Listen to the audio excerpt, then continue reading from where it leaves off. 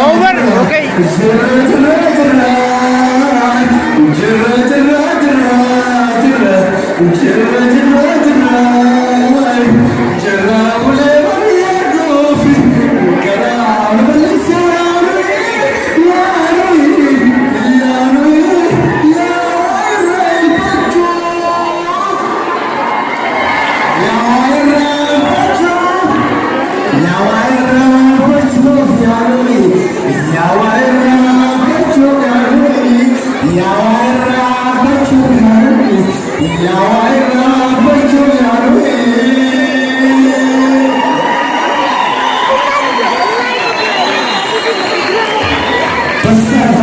Oke apa cara teman bro? Keren dia baru.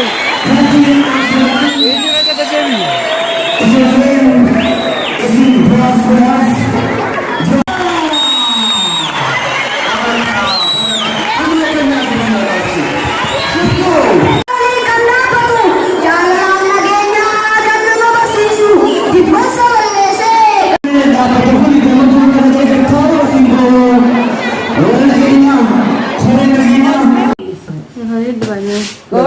Apa dah mama ni? Harga dah apa? Kau ni kak, hodu kopi, kau